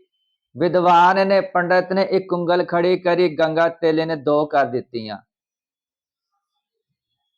ਹੁਣ ਆਪੇ ਸਮਝਦਾ ਕਿ ਇਹਦਾ ਕੀ ਮਤਲਬ ਹੈ। ਬ੍ਰਾਹਮਣ ਸਮਝਣ ਲੱਗਾ, ਵਿਦਵਾਨ ਕਿ ਵੀ ਮੈਂ ਉਂਗਲ ਕਰੀ ਇੱਕ, ਕਿ ਪਰਮੇਸ਼ਰ ਇੱਕ ਹੈ, ਇਹਨੇ ਦੋ ਖੜੀਆਂ ਕਰ ਦਿੱਤੀਆਂ, ਇਹਦਾ ਮਤਲਬ ਪਰਮੇਸ਼ਰ ਦੇ ਦੋ ਸਰੂਪ, ਨਿਰਗੁਣ ਅਤੇ ਸਰਗੁਣ, ਸੂਖਮ ਅਤੇ ਸਥੂਲ। ਪਰਮੇਸ਼ਰ ਆਪਣੇ ਆਪ ਵਿੱਚ ਨਜ਼ਰ ਨਹੀਂ ਆਉਂਦਾ, ਪਰ ਸਾਰੇ ਸੰਸਾਰ ਵਿੱਚ ਕਣ ਕਣ ਵਿੱਚ ਵਸ ਰਿਹਾ, ਤੇ ਦੂਸਰਾ ਸਰੂਪ ਹੋ ਗਿਆ। ਤਾਂ ਹੁਣ ਉਹ ਵਿਦਵਾਨ ਨੇ ਤਿੰਨ ਉਂਗਲਾਂ ਖੜੀਆਂ ਕਰ ਦਿੱਤੀਆਂ ਕਿ ਸੰਸਾਰ ਜੋ ਹੈ ਇਹ ਤ੍ਰੈ ਗੁਣੀ ਹੈ। ਪਰਮੇਸ਼ਰ ਦੇ ਦੋ ਰੂਪ ਤਾਂ ਨੇ, ਪਰ ਜਿਹੜਾ ਦੂਸਰਾ ਸਰੂਪ ਹੈ ਨਾ, ਉਹ ਤ੍ਰੈ ਗੁਣੀ ਹੈ, ਰਜੋ ਤਮੋ ਸਤੋ। ਉਹਨੇ ਤਿੰਨ ਉਂਗਲੀਆਂ ਖੜੀਆਂ ਕਰਤੀਆਂ। ਗੰਗਾ ਤੇਲੀ ਕਿਹੜਾ ਪਿੱਛੇ ਰਹਿਣ ਵਾਲਾ ਸੀ, ਉਹਨੇ ਚਾਰ ਖੜੀਆਂ ਕਰ ਦਿੱਤੀਆਂ ਕਿ ਜਿਹੜੇ ਇਹ ਤਿੰਨ ਗੁਣ ਨੇ ਮਾਇਆ ਦੇ, ਭਾਈ ਇਹਨਾਂ ਵਿੱਚ ਚਾਰ ਪਦਾਰਥ ਨੇ, ਧਰਮ, ਅਰਥ, ਕਾਮ, ਮੋਖ। ਤਾਂ ਵਿਦਵਾਨ ਨੇ ਆਪੇ ਅੰਦਾਜ਼ਾ ਲਗਾ ਲਿਆ, ਹਾਂ ਧਰਮ, ਅਰਥ, ਕਾਮ, ਮੋਖ। ਫਿਰ ਸਾਰੇ ਦੇ ਸਾਰੇ ਸ੍ਰਿਸ਼ਟੀ ਜੋ ਹੈ, ਵਿਦਵਾਨ ਨੇ ਪੰਜ ਉਂਗਲੀਆਂ ਖੜੀਆਂ ਕਰ ਦਈਆਂ ਕਿ ਬਈ ਪੰਜ ਤੱਤਾਂ ਤੋਂ ਬਣੇ ਨੇ, ਹਵਾ, ਪਾਣੀ, ਅਗਨੀ, ਧਰਤੀ ਤੇ ਆਕਾਸ਼। ਉਹਨੇ ਵਿਦਵਾਨ ਨੇ ਪੰਜ ਉਂਗਲੀਆਂ ਖੜੀਆਂ ਕੀਤੀਆਂ, ਗੰਗਾ ਤੇਲੀ ਨੇ ਅੱਗੋਂ ਮੁੱਕੀ ਵਿਖਾਈ, ਮੁੱਠੀ ਬੰਦ ਕਰ ਦਿੱਤੀ, ਤੇ ਵਿਦਵਾਨ ਆਪੇ ਸਮਝ ਗਏ ਕਿ ਹਾਂ ਇਹ ਪੰਜ ਤੱਤ ਤਾਂ ਹਨ, ਪਰ ਰਲ ਕੇ ਸਾਰੇ ਇਕੱਠੇ ਹੋ ਜਾਂਦੇ ਪਈ। ਅੰਦਰ ਆਕਾਸ਼ ਵੀ ਹੈ, ਸ਼ਬਦ ਵੀ ਹੈ, ਧਰਤੀ ਦਾ ਸਰੀਰ ਬਣਿਆ, ਅੰਦਰ ਪਾਣੀ ਵੀ ਹੈ, ਅਗਨੀ ਵੀ ਹੈ, ਅਤੇ ਆਕਸੀਜਨ ਵੀ ਜਾਂਦੀ। ਪੰਜ ਤੱਤ ਨੇ, ਪਰ ਪੰਜ ਤੱਤ ਇਕੱਠੇ ਹੋ ਗਏ ਨੇ। ਵਿਦਵਾਨ ਨੇ ਗੰਗਾ ਤੇਲੀ ਦੇ ਪੈਰ ਪਕੜ ਲਏ ਕਿ ਤੂੰ ਜਿੱਤ ਗਿਆ ਬਈ, ਪਰ ਮੈਂ ਹਾਰ ਗਿਆ। ਬੜੀਆਂ ਤਾੜੀਆਂ ਵੱਜੀਆਂ। ਗੰਗਾ ਤੇਲੀ ਨੂੰ ਪੁੱਛਿਆ ਕਿ ਵੀ ਇਹ ਚਰਚਾ ਕਿਵੇਂ ਕਿਵੇਂ ਕੀਤੀ? ਉਹਨੇ ਜਦੋਂ ਦੱਸਿਆ ਤਾਂ ਉਹਦਾ ਤਾਂ ਮਤਲਬ ਹੀ ਕੁਝ ਹੋਰ ਸੀ। ਗੰਗਾ ਤੇਲੀ ਕਹਿੰਦਾ ਉਹਨੇ ਇੱਕ ਉਂਗਲ ਖੜੀ ਕੀਤੀ ਤੇ ਮੈਂ ਦੋ ਖੜੀਆਂ ਕੀਤੀਆਂ। ਮੈਂ ਸਮਝਿਆ ਉਹ ਕਹਿੰਦਾ ਤੇਰੀ ਅੱਖ ਵਿੱਚ ਉਂਗਲ ਪਾਣੀ ਹੈ, ਮੈਂ ਉਂਗਲ ਦੀ ਅੱਖ ਫੋੜਨੀ ਹੈ। ਮੈਂ ਜਵਾਬ ਦਿੱਤਾ ਤੂੰ ਮੇਰੀ ਇੱਕ ਅੱਖ ਫੋੜਨੀ ਹੈ ਤੇ ਮੈਂ ਤੇਰੀ ਦੋ ਫੋੜਾਂਗਾ। ਇਸ ਤਰੀਕੇ ਦੇ ਨਾਲ ਗੰਗਾ ਤੇਲੀ ਕੁਝ ਹੋਰ ਹੀ ਸਮਝਣ ਲੱਗਿਆ। ਉਹਨੇ ਪੰਜ ਉਂਗਲੀਆਂ ਦਿਖਾਈਆਂ, ਪੰਜ ਤੱਤ। ਗੰਗਾ ਤੇਲੀ ਸਮਝ ਰਿਹਾ ਕਿ ਇਹ ਕਹਿੰਦਾ ਤੈਨੂੰ ਥੱਪੜ ਮਾਰਨਾ, ਤੇ ਗੰਗਾ ਤੇਲੀ ਕਹਿੰਦਾ ਕਿ ਵੀ ਜੇ ਤੂੰ ਮੈਨੂੰ ਥੱਪੜ ਮਾਰਨਾ ਮੈਂ ਤੈਨੂੰ ਘਸੁਣ ਮਾਰਨਾ ਕਿਉਂ। गल की गल यह है, विद्वान बंदा इतने धर्म ग्रंथ पढ़ के भी हार गया क्योंकि वह एक सीमा दे अंदर सी। ਉਹ ਗਿਆਨ ਦੇ ਦਾਇਰੇ ਦੇ ਵਿੱਚ ਸੀ ਬਾਹਰ ਨਹੀਂ ਨਿਕਲ ਸਕਿਆ। ਗੰਗਾ ਤੇਲੀ ਆਸਮਾਨ ਵਿੱਚ ਉੱਡ ਰਿਹਾ ਸੀ, ਉਹਨੂੰ ਤਾਂ ਇੱਕੋ ਹੀ ਗੱਲ ਸੀ, ਹਾਰਨਾ ਨਹੀਂ, ਬਸ ਪਿੱਛੇ ਨਹੀਂ ਰਹਿਣਾ। ਉਹ ਜੋ ਵੀ ਹਰਕਤ ਕਰਦਾ ਬ੍ਰਾਹਮਣ ਵਿਦਵਾਨ, ਤੂੰ ਅੱਗੋਂ ਜ਼ਰੂਰ ਜਵਾਬ ਦੇਣਾ, ਕੁਝ ਕਹਿਣਾ ਜ਼ਰੂਰ ਹੈ। ਸੋ ਗੰਗਾ ਤੇਲੀ ਇਸ ਕਰਕੇ ਜਿੱਤ ਗਿਆ ਕਿਉਂਕਿ ਆਸਮਾਨ ਵਿੱਚ ਉਡਾਰੀ ਮਾਰ ਰਿਹਾ ਸੀ, ਉਹ ਸੀਮਾ ਤੋਂ ਬਾਹਰ ਸੀ। ਵਿਦਵਾਨ ਬੰਦਾ ਉਹ ਸੀਮਾ ਦੇ ਦਾਇਰੇ ਦੇ ਵਿੱਚ ਸੀ। ਕਬੀਰ ਜੀ ਕਹਿੰਦੇ ਨੇ, ਭਾਈ ਵੇਦ ਕਤੇਬ ਤੇ ਰਹਿ ਨਿਰਾਰਾ। ਜਿਹੜਾ ਮੇਰਾ ਮਨ ਹੈ ਨਾ, ਉਹ ਵੇਦਾਂ ਵਿੱਚ ਨਹੀਂ ਬਜਿਆ ਹੋਇਆ, ਮੇਰਾ ਮਨ ਤਾਂ ਵਾਹਿਗੁਰੂ ਪਰਮੇਸ਼ਰ ਦੇ ਵਿੱਚ ਟਿਕ ਗਿਆ ਤੇ ਆਸਮਾਨ ਦੇ ਵਿੱਚ ਉਡਾਰੀ ਮਾਰ ਰਿਹਾ। ਅਤੇ ਮਨ ਜੋ ਹੈ ਉਹਦੇ ਉੱਤੇ ਬਹਿ ਕੇ ਚੰਗੇ ਵਿਚਾਰਾਂ ਪਾਸੇ ਲਾ ਕੇ ਮੈਂ ਘੋੜੇ ਦੇ ਉੱਤੇ ਬਹਿ ਕੇ ਅਸਵਾਰ ਕਰਦਾ ਪਿਆ। ਕਹਿਤ ਕਬੀਰ ਭਲੇ ਅਸਵਾਰਾ, ਵੇਦ ਕਤੇਬ ਤੇ ਰਹਿ ਨਿਰਾਰਾ। ਭਾਈ ਉਹ ਵੇਦਾਂ ਤੋਂ, ਧਾਰਮਿਕ ਪੁਸਤਕਾਂ ਤੋਂ ਨਿਰਾਰਾ ਦਾ ਮਤਲਬ ਵੱਖਰਾ ਰਹਿੰਦਾ ਪਿਆ ਹੈ, ਆਸਮਾਨ ਵਿੱਚ ਉਡਾਰੀ ਮਾਰਦਾ। ਤੇ ਕਬੀਰ ਜੀ ਕਹਿੰਦੇ ਨੇ, ਚੱਲ ਰੇ ਬੈਕੁੰਠ ਤੁਝੇ ਲੈ ਤਾਰੋ, ਤੈਨੂੰ ਅੱਜ ਬੈਕੁੰਠ ਦੀ ਯਾਤਰਾ ਕਰਾਂਦਾ, ਚੱਲ ਮੇਰੇ ਨਾਲ। ਹਿੰਚ ਤੇ ਪ੍ਰੇਮ ਕੇ ਚਾਬਕ ਮਾਰੋ। ਜੇ ਹਿਚਕਾਟ ਹੈ ਮਨ ਦੇ ਵਿੱਚ, ਜੇ ਤੂੰ ਅੜਦਾ ਹੈ ਤੇ ਬਹੁਤ ਪਿਆਰ ਦੇ ਨਾਲ ਚਾਬਕ ਸਾਟੇ ਮਾਰ ਕੇ ਤੈਨੂੰ ਤਿਆਰ ਕਰ ਲੈਂਦਾ ਹਾਂ। ਤੇ ਚਾਬਕ ਮਾਰਦੇ ਨੇ ਪਿਆਰ ਦੇ, ਤੇ ਮਨ ਪ੍ਰੇਮ ਦਾ ਭੁੱਖਾ ਹੈ। ਭਾਈ ਜਿੱਥੇ ਪ੍ਰੇਮ ਮਿਲਦਾ ਹੈ, ਹਰ ਬੰਦਾ ਪ੍ਰੇਮ ਵਿੱਚ ਵਸ ਜਾਂਦਾ ਹੈ, ਹਰ ਕੰਮ ਕਰਨ ਦੇ ਲਈ ਤਿਆਰ ਹੋ ਜਾਂਦਾ, ਪ੍ਰੇਮ ਦੇ ਵਿੱਚ, ਅਕੜ ਦੇ ਵਿੱਚ ਨਹੀਂ। ਤੇ ਵਾਹਿਗੁਰੂ ਪਰਮੇਸ਼ਰ ਦਾ ਰੂਪ ਵੀ ਪ੍ਰੇਮ ਹੈ। ਜਿਨ ਪ੍ਰੇਮ ਕੀਓ ਤਿਨ ਹੀ ਪ੍ਰਭ ਪਾਇਓ, ਆਪੇ ਪ੍ਰੀਤ ਪ੍ਰੇਮ ਪਰਮੇਸ਼ਰ। ਭਾਈ ਇੱਕ ਪ੍ਰੇਮ ਹੀ ਹੈ, ਪ੍ਰੇਮ ਦੇ ਵਿੱਚ ਕੀਤੀ ਹੋਈ ਭਗਤੀ ਵਾਹਿਗੁਰੂ ਪਰਮੇਸ਼ਰ ਪ੍ਰਵਾਨ ਕਰ ਲੈਂਦਾ ਹੈ। ਅਗਲੇ ਸ਼ਬਦ ਵਿੱਚ ਭਗਤ ਜੀ ਸਮਝਾ ਰਹੇ ਹਨ, ਗੋੜੇ ਕਬੀਰ ਜੀ ਜੇ ਮੁਖ ਪਾਚੋ ਅੰਮ੍ਰਿਤ ਖਾਏ, ਤੇ ਮੁਖ ਦੇਖਤ ਲੋਕਟ ਲਾਏ। ਇੱਕ ਦੁਖ ਰਾਮ ਰਾਏ ਕਾਟੋ ਮੇਰਾ, ਅਗਨ ਦਹ ਅਰ ਗਰਭ ਬਸੇਰਾ। ਰਹਾ ਕਾਇਆ ਬੇਗੋਤੇ ਬਹੁ ਬਿਦ ਭਾਤੀ, ਕੋ ਜਾਰੇ ਕੋ ਗਡਲੇ ਮਾਟੀ। ਕਹੋ ਕਬੀਰ ਹਰ ਚਰਨ ਦਿਖਾਵੋ, ਪਾਛੈ ਤੇ ਜਮ ਕੋ ਨਾ ਪਠਾਵੋ। ਕਹੋ ਕਬੀਰ ਹਰ ਚਰਨ ਦਿਖਾਵੋ, ਪਾਛੈ ਤੇ ਜਮ ਕੋ ਨਾ ਪਠਾਵੋ। ਭਗਤ ਜੀ ਇਸ ਸ਼ਬਦ ਦੇ ਵਿੱਚ ਇਸ ਵਾਹਿਗੁਰੂ ਪਰਮੇਸ਼ਰ ਦੇ ਨਾਮ ਦੀ ਗੱਲ ਕਰਦੇ ਪਏ ਨੇ ਅਤੇ ਇਸ ਸਰੀਰ ਦੀ ਤੇ ਕਾਇਆ ਦੀ ਗੱਲ ਕਰਦੇ ਪਏ ਨੇ। ਵਾਹਿਗੁਰੂ ਪਰਮੇਸ਼ਰ ਦੇ ਅੱਗੇ ਇੱਕ ਬੇਨਤੀ ਕਰਦੇ ਪਏ ਨੇ, ਅਰਜ਼ੋਈ ਕਿ ਹੇ ਵਾਹਿਗੁਰੂ ਪਰਮੇਸ਼ਰ ਮੇਰੇ ਤੇ ਰਹਿਮਤ ਕਰ, ਇੱਕ ਦੁੱਖ ਰਾਮ ਰਾਏ ਕਾਟੋ ਮੇਰਾ। ਇਹ ਅਰਦਾਸ ਹੈ, ਹੇ ਵਾਹਿਗੁਰੂ ਜੀ ਮੇਰਾ ਇੱਕ ਦੁੱਖ ਕੱਟ ਦੇ ਤੋ। ਦੁੱਖ ਕੀ ਹੈ? ਉਹ ਸੰਸਾਰ ਦੇ ਅੰਦਰ ਇੱਕੋ ਹੀ ਇੱਕ ਦੁੱਖ ਹੈ, ਉਹ ਹੈ ਜਨਮ ਮਰਨ। ਜਨਮ ਲੈਣਾ, ਮਰ ਜਾਣਾ, ਜਨਮ ਲੈਣਾ, ਮਰ ਜਾਣਾ, ਇਹ ਵੱਡਾ ਦੁੱਖ ਹੈ। ਮਨੁੱਖ ਇੱਕ ਦੁੱਖ ਵਿੱਚ ਪੈ ਕੇ 84 ਲੱਖ ਜੂਨਾਂ ਦਾ ਜਿਹੜਾ ਗੇੜ ਹੈ, ਇਹਦੇ ਵਿੱਚ ਪੈ ਗਿਆ ਤੇ ਮੁੜ ਕੇ ਸਤਿਗੁਰੂ ਜੀ ਕਹਿੰਦੇ ਭਾਈ 84 ਦਾ ਗੇੜ ਤਾਂ ਇੰਨਾ ਲੰਮਾ ਹੈ ਜਿਸ ਨੂੰ ਕੱਟਣਾ ਭੋਗਣਾ ਬਤੀਤ ਕਰਨਾ ਬਹੁਤ ਔਖਾ ਹੈ। ਇਸ ਕਰਕੇ ਇਹ ਮਨੁੱਖਾ ਦੇਹੀ ਪ੍ਰਾਪਤ ਹੋਈ ਹੈ 84 ਲੱਖਾਂ ਜੂਨ ਤੋਂ ਭੋਗਣ ਤੋਂ ਬਾਅਦ। ਭਾਵੇਂ 84 ਲੱਖ ਹਨ, ਭਾਵੇਂ 84 ਤੋਂ ਘੱਟ, ਭਾਵੇਂ 84 ਲੱਖ ਤੋਂ ਵੱਧ, ਇਹ ਗਿਣਤੀ ਦੇ ਵਿੱਚ ਵੱਖਰੀ ਗੱਲ ਹੈ, ਨਹੀਂ ਪੈਣਾ, ਪਰ ਹੈ ਜ਼ਰੂਰ। ਸਤਿਗੁਰੂ ਜੀ ਕਹਿੰਦੇ ਨੇ ਹੂੰ ਆਇਆ ਦੂਰੋਂ ਚੱਲ ਕੇ, ਮੈਂ ਤੱਕੀ ਤੋਂ ਸ਼ਰਨਾਈ ਜਿਓ, ਮੈਂ ਆਸਾ ਰੱਖੇ ਚਿਤ ਮੈਂ, ਮੇਰਾ ਸਭੋ ਦੁੱਖ ਗਵਾਏ ਜਿਓ। ਹੁਣ ਆਇਆ ਦੂਰੋਂ ਚੱਲ ਕੇ, ਮੈਂ ਤੱਕੀ ਤੋਂ ਸ਼ਰਨਾਈ ਜਿਓ। ਹੁਣ ਆਇਆ ਦੂਰੋਂ ਚੱਲ ਕੇ, ਜੇ ਪੁਰਾਣਾ ਜਨਮ ਨਹੀਂ ਹੋਇਆ, ਜੇ ਇਹ 84 ਲੱਖਾਂ ਜੂਨਾਂ ਨਹੀਂ ਹੈਗੀਆਂ, ਫਿਰ ਸਤਿਗੁਰੂ ਜੀ ਫਿਰ ਇਹ ਕੀ ਸਮਝਾਉਂਦੇ ਪਏ ਨੇ ਹੂੰ ਆਇਆ ਦੂਰੋਂ ਚੱਲ ਕੇ। ਦੂਰ ਦਾ ਮਤਲਬ ਫਿਰ ਕਿਲੋਮੀਟਰ ਹੋਇਆ, ਫਿਰ ਤਾਂ ਮੀਲ 2 ਮੀਲ ਹੋਏ, ਫਿਰ ਤਾਂ, ਪਰ ਨਹੀਂ, ਸਤਿਗੁਰੂ ਜੀ ਕਹਿੰਦੇ ਨੇ ਦੂਰੋਂ ਚੱਲਦਾ ਮਤਲਬ ਪੁਰਾਣੀਆਂ ਜੂਨਾਂ ਵਿੱਚੋਂ ਮੈਂ ਲੰਘ ਕੇ ਆਇਆ ਹਾਂ। ਇਹ ਦੂਰ ਹੈ ਕਿ ਬਹੁਤ ਸਾਰੀਆਂ ਜੂਨਾਂ ਕੱਟਣ ਤੋਂ ਬਾਅਦ ਇਹ ਮਨੁੱਖਾ ਦੇਹੀ ਪ੍ਰਾਪਤ ਹੋਈ ਹੈ। ਸਤਿਗੁਰੂ ਜੀ ਕਹਿੰਦੇ ਇਸ ਪੌੜੇ ਤੇ ਜੋ ਨਰ ਚੁੱਕੈ, ਸੋ ਆਏ ਜਾਏ ਦੁੱਖ ਪਾਏਂਦਾ।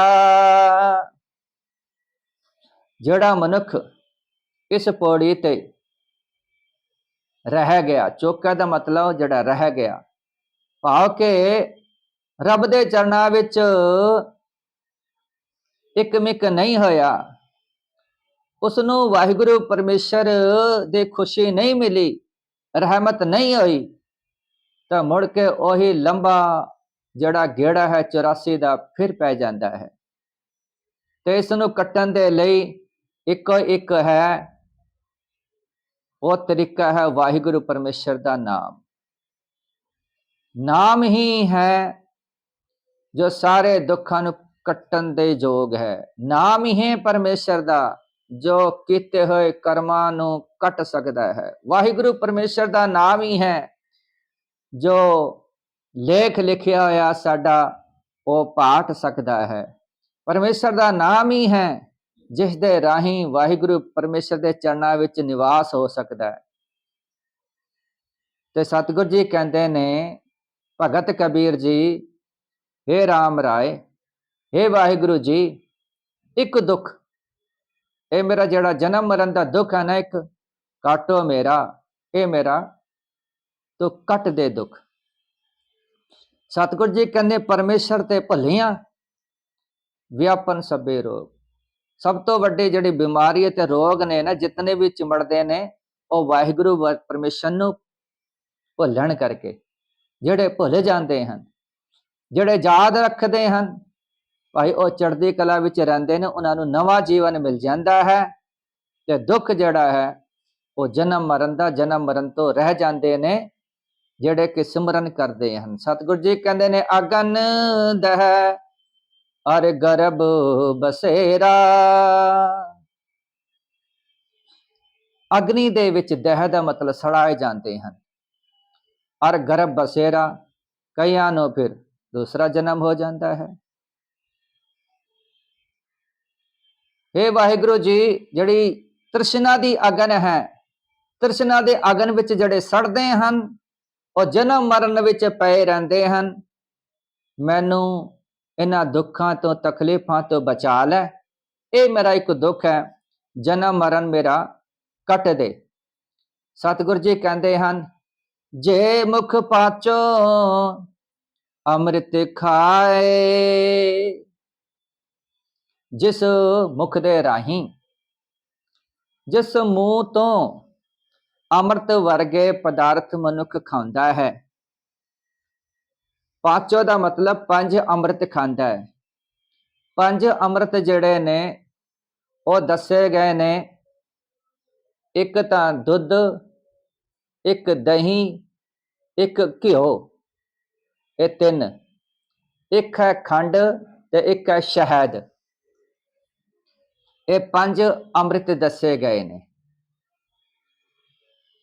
ਜਿਸ ਮੁਖ ਦੇ ਰਾਹੀਂ ਇਹ 5 ਅੰਮ੍ਰਿਤ ਵਰਗੀਆਂ ਚੀਜ਼ਾਂ ਇਹ ਪ੍ਰਾਣੀ ਤੋਂ ਖਾਂਦਾ ਪਿਆ ਹੈ, ਤੇ ਮੁਖ ਦੇਖਤ ਲੋਕਟ ਲਾਏ। ਲੋਕਟ ਕਹਿੰਦੇ ਨੇ ਲਾਂਬੂ, ਲੋਕਟ ਕਹਿੰਦੇ ਨੇ ਭਾਂਬੜ, ਅੱਗ। ਲਾਏ ਦਾ ਮਤਲਬ ਲਾਇਆ ਜਾਂਦਾ ਹੈ। ਇਹਦੇ ਦੋ ਭਾਵ ਨੇ, ਅਰਥ ਤਾਂ ਇੱਕੋ ਹੀ ਹੈ। ਲੋਕਟ ਦਾ ਮਤਲਬ ਭਾਂਬੜ, ਅੱਗ, ਪਰ ਇਸ ਦੇ ਭਾਵ ਦੋ ਨਿਕਲ ਸਕਦੇ ਨੇ। ਨੰਬਰ 1, ਜਿਸ ਮੂੰਹ ਤੋਂ ਇਹ 5 ਅੰਮ੍ਰਿਤ ਛਕਦਾ ਪਿਆ ਹੈ, ਇਤਨੀਆਂ ਸਵਾਦਲੀਆਂ ਚੀਜ਼ਾਂ ਮੂੰਹ ਦੇ ਰਾਹੀਂ ਛਕੀਆਂ ਨੇ ਅੰਮ੍ਰਿਤ ਵਰਗੀਆਂ, ਭਾਈ ਇੱਕ ਦਿਨ ਹੋਵੇਗਾ ਇਸ ਮੂੰਹ ਦੇ ਉੱਤੇ ਭਾਂਬੜ ਬਲਣਗੇ। ਭਾਵ ਕਿ 4 ਬੰਦੇ ਚੱਕ ਕੇ ਸ਼ਮਸ਼ਾਨ ਘਾਟ ਦੇ ਵਿੱਚ ਲਿਜਾ ਕੇ ਮੂੰਹ ਦੇ ਉੱਤੇ ਅੱਗ ਬਾਲ ਦਿੰਦੇ ਹਨ। ਇਹ ਸਰੀਰ ਜਿਹੜਾ ਹੈ ਇਹ ਸੜ ਜਾਂਦਾ ਹੈ। ਦੂਸਰਾ ਭਾਵ ਇਹ ਹੈ ਕਿ ਜਿਸ ਮੁਖ ਦੇ ਰਾਹੀਂ ਇਹ 5 ਅੰਮ੍ਰਿਤ ਛਕਦਾ ਹੈ, ਮਿੱਠੀਆਂ ਸਵਾਦਲੀਆਂ ਅੰਮ੍ਰਿਤਮਈ ਚੀਜ਼ਾਂ ਖਾਂਦਾ ਹੈ, ਉਸ ਮੂੰਹ ਤੋਂ ਕੀ ਕਰਦਾ ਹੈ? ਲੋਕਟ ਅੱਗ ਵਰਸਾਉਂਦਾ ਹੈ। ਭਾਵ ਕਿ ਮੂੰਹ ਤੋਂ ਗਾਲਾਂ ਕੱਢਦਾ ਹੈ, ਮੂੰਹ ਤੋਂ ਭੈੜੀਆਂ ਗੱਲਾਂ ਕਰਦਾ ਹੈ, ਮੂੰਹ ਵਿੱਚੋਂ ਇਹਦੇ ਭਾਂਬੜ ਨਿਕਲਦੇ ਪਏ ਨੇ, ਕੋੜਾ ਬੋਲਦਾ ਹੈ। ਦੋਵੇਂ ਨਜ਼ਦੀਕੀ ਨੇ ਗੱਲਾਂ। ਗੱਲ ਇਹ ਹੈ ਭਾਈ, ਇਹ ਜਿਹੜਾ ਸਰੀਰ ਹੈ ਆਖਰ ਬਿਨਸ ਜਾਏਗਾ, ਖਤਮ ਹੋ ਜਾਏਗਾ। ਜੇ ਸਿਰ ਰਚ ਰਚ ਬਾਂਧਤ ਪਾਗ, ਸੋ ਸਿਰ ਚੁੰਝਕ ਸਵਾਰੈ ਕਾਗ। ਇਸ ਤਨ ਤਨ ਕਾ ਕਿਆ ਗਰਬਈਆ, ਰਾਮ ਨਾਮ ਕਾਹੇ ਨਾ ਦ੍ਰਿੜਈਆ। ਇਹ ਭਾਈ ਪਰਮੇਸ਼ਰ ਦਾ ਨਾਮ ਕਿਉਂ ਨਹੀਂ ਦ੍ਰਿੜ ਕਰਦਾ ਪਿਆ? ਜਿਸ ਮੁਖ ਦੇ ਉੱਤੇ ਤੂੰ ਭਾਈ ਸਵਾਰਦਾ, ਸੋਹਣੀ ਪੱਗ ਸਵਾਰਦਾ, ਬਣਦਾ ਹੈ, ਇੱਕ ਦਿਨ ਆਂਦਾ ਹੈ ਕਿ ਇਹ ਸਰੀਰ ਬਿਨਸ ਜਾਂਦਾ ਹੈ, ਖਤਮ ਹੋ ਜਾਂਦਾ ਹੈ, ਕਿਸੇ ਕੰਮ ਦਾ ਨਹੀਂ ਰਹਿੰਦਾ। ਕਬੀਰ ਜੀ ਕਹਿੰਦੇ ਨੇ, ਇੱਕ ਦੁੱਖ ਰਾਮ ਰਾਏ ਕਾਟੋ ਮੇਰਾ, ਅਗਨ ਦਹਿ ਅਰੇ ਗਰਭ ਬਸੇਰਾ। ਮੈਨੂੰ ਜਨਮ ਮਰਨ ਤੋਂ ਰੱਖ ਲਵੋ ਅਤੇ ਤ੍ਰਿਸ਼ਨਾ ਦੀ ਅਗਨ ਤੋਂ ਮੈਨੂੰ ਬਚਾ ਲਵੋ। ਕਾਇਆ ਬਿਗੋਤੇ ਬਹੁ ਬਿਦ ਪਹਾਤੇ, ਕੋ ਜਾਰੇ ਕੋ ਗਡਲੇ ਮਾਟੀ। ਕਾਇਆ ਵਿੱਚ ਅਰਿਜ ਖੁਆਰ ਹੁੰਦੀ ਰਹਿੰਦੀ ਹੈ। ਬਹੁ ਬਿਦ ਪਾਤੀ, ਕਈ ਤਰੀਕੇ ਦੇ ਨਾਲ ਇਹ ਖੁਆਰ ਹੁੰਦੀ ਹੈ। ਕਿਵੇਂ? ਕੋ ਜਾਰੇ ਕੋ ਗਡਲੇ ਮਾਟੀ। ਜਾਰੇ ਦਾ ਮਤਲਬ ਕੋਈ ਸਾੜ ਦਿੰਦਾ ਹੈ। ਗਡਲੇ ਮਾਟੀ, ਕੋਈ ਸਰੀਰ ਨੂੰ ਮੱਟੀ ਵਿੱਚ ਗੱਡ ਦਿੰਦਾ ਹੈ। ਮੁਸਲਮਾਨ ਜਿਹੜੇ ਨੇ ਉਹ ਕਬਰ ਦੇ ਵਿੱਚ ਗੱਡ ਦਿੰਦੇ ਹਨ ਸਰੀਰ ਨੂੰ। ਹਿੰਦੂ ਵੀਰ ਅਤੇ ਸਿੱਖ ਇਹਨੂੰ ਸਰੀਰ ਨੂੰ, ਕਾਇਆ ਨੂੰ ਸਾੜ ਦਿੰਦੇ ਹਨ। ਕੁਛ ਵੀ ਹੈ, ਸਤਿਗੁਰੂ ਜੀ ਕਹਿੰਦੇ ਨੇ, ਇੱਕ ਦੱਜੀ ਹੈ, ਇੱਕ ਦੱਬੀ ਹੈ, ਇੱਕ ਨਾ ਕੁੱਤੇ ਖਾਏ, ਇੱਕ ਪਾਣੀ ਵਿੱਚ ਸੱਟੀਆਂ, ਫਿਰ ਹੱਸਣ ਪਾਏ, ਨਾਨਕ ਨਾ ਜਾਪਈ ਕਿੱਥੇ ਜਾਏ ਸਮਾਏ। ਇੱਕ ਦੱਜੀ ਹੈ, ਦੱਜੀ ਦਾ ਮਤਲਬ ਹੈ ਦਾਗ ਲਗਾਨਾ, ਭਾਵ ਕਿ ਅੱਗ ਵਿੱਚ ਸਾੜਨਾ। ਇੱਕ ਦੱਜੀਆਂ, ਇੱਕ ਦੱਬੀਆਂ। ਦੱਬੀਆਂ ਦਾ ਮਤਲਬ ਕਬਰ ਦੇ ਵਿੱਚ, ਇੱਕ ਉਹ ਮਨੁੱਖ ਨੇ ਜੋ ਕਬਰ ਵਿੱਚ ਦਬਾਉਂਦੇ ਨੇ ਮੁਸਲਮਾਨ ਈਸਾਈ ਲੋਕ। ਇੱਕ ਨਾ ਕੁੱਤੇ ਖਾਏ, ਇੱਕ ਉਹ ਮਨੁੱਖ ਨੇ ਜਿਨ੍ਹਾਂ ਨੂੰ ਕੁੱਤੇ ਖਾਂਦੇ ਹਨ। ਪਾਰਸੀ ਵਿੱਚ ਜਾਂ ਦੂਸਰੇ ਧਰਮਾਂ ਦੇ ਵਿੱਚ ਉਹਨਾਂ ਦੀ ਥਾਂ ਟਿਕਾਣੇ ਬਣੇ ਹੁੰਦੇ ਨੇ। ਜਦੋਂ ਬੰਦਾ ਮਰ ਜਾਂਦਾ ਉਹ ਉੱਥੇ ਰੱਖਦੇ ਹਨ, ਮੰਤਰਾਂ ਦਾ ਜਾਪ ਕਰਦੇ ਹਨ, ਔਰ ਸਰੀਰ ਨੂੰ ਚਾਕੂ ਦੇ ਨਾਲ ਵੱਢ ਕੇ ਉਹ ਕੁੱਤਿਆਂ ਨੂੰ ਸੁੱਟ ਦਿੰਦੇ ਹਨ। ਉਹਨਾਂ ਦਾ ਆਪਣਾ ਵਿਚਾਰ ਹੈ, ਕੁਛ ਵੀ ਹੈ, ਜਬ ਹੀ ਹੰਸ ਤਜੀਏ ਕਾਇਆ। ਜਦੋਂ ਹੰਸ ਆਤਮਾ ਸਰੀਰ ਨੂੰ ਤਜ ਕੇ ਚਲਾ ਜਾਂਦਾ ਹੈ ਤੇ ਸਰੀਰ ਤਾਂ ਮਿੱਟੀ ਹੈ, ਭਾਵੇਂ ਇਸ ਨੂੰ ਫਿਰ ਦੱਬ ਦਿਓ, ਭਾਵੇਂ ਸਾੜ ਦਿਓ, ਭਾਵੇਂ ਕੁੱਤਿਆਂ ਨੂੰ ਖਿਲਾ ਦਿਓ, ਇਹ ਆਪਣੇ ਆਪਣੇ ਮਨੁੱਖ ਆਪਣੇ ਆਪਣੇ ਧਰਮ ਦਾ ਆਪਣਾ ਖਿਆਲ ਹੈ, ਵਿਚਾਰ ਹੈ। ਸਰੀਰ ਤਾਂ ਮੁਰਦਾ ਹੈ, ਉਦੋਂ ਹੀ ਮੁਰਦਾ ਹੋ ਗਿਆ ਜਦੋਂ ਹੰਸ ਇਹਦੇ ਵਿੱਚੋਂ ਆਤਮਾ ਨਿਕਲ ਗਈ। ਜਬ ਹੀ ਹੰਸ ਤਜੀ ਇਹ ਕਾਇਆ, ਪ੍ਰੇਤ ਪ੍ਰੇਤ ਕਰ ਭਾਗੀ। ਲੋਕ ਇਸ ਨੂੰ ਪ੍ਰੇਤ ਕਹਿ ਕੇ ਦੂਰ ਹੋ ਜਾਂਦੇ ਨੇ। ਹੰਸ ਨਿਕਲ ਜਾਂਦਾ ਹੈ। ਸਤਿਗੁਰੂ ਜੀ ਕਹਿੰਦੇ ਇੱਕ ਦੱਜੀਆਂ ਇੱਕ ਦੱਬੀਆਂ, ਇੱਕ ਨਾ ਕੁੱਤੇ ਖਾਏ, ਇੱਕ ਪਾਣੀ ਵਿੱਚ ਸੱਠੀਆਂ। ਇੱਕ ਉਹ ਮਨੁੱਖ ਨੇ ਜੋ ਪਾਣੀ ਵਿੱਚ ਸੁੱਟ ਦਿੰਦੇ ਨੇ ਮਨੁੱਖ ਨੂੰ। ਜਿਵੇਂ ਫੌਜੀ ਲੋਕ ਪਹਿਲਾਂ ਪਾਣੀ ਵਿੱਚ, ਵਗਦੇ ਪਾਣੀ ਵਿੱਚ ਲਾਸ਼ ਨੂੰ ਸੁੱਟ ਦਿੰਦੇ ਸਨ। ਇਹ ਤਾਂ ਜਦੋਂ ਕਾਰਗਿਲ ਦਾ ਯੁੱਧ ਹੋਇਆ ਸੀ, ਇਸ ਤੋਂ ਬਾਅਦ ਤਬੂਤ ਦੇ ਵਿੱਚ ਫੌਜੀ ਨੂੰ ਲਿਆਂਦਾ ਜਾਂਦਾ ਹੈ ਬੜੇ ਸਤਿਕਾਰ ਦੇ ਨਾਲ। ਪਿੰਡਾਂ ਦੇ ਵਿੱਚ ਹੁਣ ਫੌਜੀਆਂ ਦੇ ਨਾਮ ਤੇ ਬਹੁਤ ਸਾਰੇ ਗੇਟ ਬਣ ਗਏ ਨੇ, ਸਕੂਲ ਬਣ ਗਏ ਨੇ। ਉਸ ਤੋਂ ਪਹਿਲਾਂ ਕੋਈ ਕਦਰ ਨਹੀਂ ਸੀ, ਫੌਜੀ ਨੂੰ ਐਂ ਹੀ ਪਾਣੀ ਵਿੱਚ ਸੁੱਟ ਦਿੱਤਾ ਜਾਂਦਾ ਸੀ। ਹੋਰ ਵੀ ਲੋਕ ਨੇ ਜਿਨ੍ਹਾਂ ਨੂੰ ਪਾਣੀ ਵਿੱਚ ਸੁੱਟਿਆ ਜਾਂਦਾ ਹੈ। ਸਤਿਗੁਰੂ ਜੀ ਕਹਿੰਦੇ ਇੱਕ ਦੱਜੀਆਂ ਇੱਕ ਦੱਬੀਆਂ, ਇੱਕ ਨਾ ਕੁੱਤੇ ਖਾਏ, ਇੱਕ ਪਾਣੀ ਵਿੱਚ ਸੱਟੀਆਂ, ਫਿਰ ਹੱਸਣ ਪਾਏ। ਇੱਕ ਉਹ ਲੋਕ ਨੇ ਜੋ ਲੋਹੇ ਦਾ ਜਾਲਾ ਹਸਲਾ ਉਹਦੇ ਉੱਤੇ ਸੁੱਟ ਦਿੰਦੇ ਨੇ ਤੇ ਇੱਲਾਂ ਕਾਂ ਖਾ ਜਾਂਦੇ ਨੇ, ਪੰਛੀ ਖਾ ਜਾਂਦੇ ਨੇ ਉਸ ਨੂੰ। ਨਾਨਕ ਇਹ ਨਾ ਜਾਪੇ ਕਿੱਥੇ ਜਾਏ ਸਮਾਏ। ਇਹ ਨਾਨਕ ਨਹੀਂ ਪਤਾ ਲੱਗਦਾ ਕਿ ਮਨੁੱਖ ਕਿੱਥੇ ਜਾ ਕੇ ਸਮਾ ਜਾਂਦਾ ਹੈ। ਸਤਿਗੁਰੂ ਜੀ ਕਹਿੰਦੇ ਨੇ ਕੋ ਜਾਰੇ ਕੋ ਗੜਲੇ ਮਾਟੀ। ਕੋਈ ਇਸ ਕਾਇਆ ਨੂੰ ਜਾਰ ਦਿੰਦਾ ਹੈ, ਸੜਾ ਦਿੰਦਾ ਹੈ, ਕੋਈ ਮਿੱਟੀ ਵਿੱਚ ਗੱਡ ਦਿੰਦਾ ਹੈ। ਕਹੋ ਕਬੀਰ ਹਰ ਚਰਨ ਦਿਖਾਵੋ, ਪਾਛੈ ਤੇ ਜਮ ਕੋ ਨਾ ਪਠਾਵੋ। ਕਬੀਰ ਜੀ ਕਹਿੰਦੇ ਨੇ ਹੇ ਵਾਹਿਗੁਰੂ ਇੱਕ ਕਿਰਪਾ ਕਰ, ਰਹਿਮਤ ਕਰ ਮੇਰੇ ਉੱਤੇ, ਹਰ ਚਰਨ ਦਿਖਾਵੋ, ਮੈਨੂੰ ਆਪਣੇ ਚਰਨ ਜ਼ਰੂਰ ਬਖਸ਼ ਦੇ, ਆਪਣੇ ਚਰਨ ਦਿਖਾ ਦੇ। ਮੈਂ ਤੇਰੇ ਚਰਨ ਫੜਨਾ ਚਾਹੁੰਦਾ ਹਾਂ।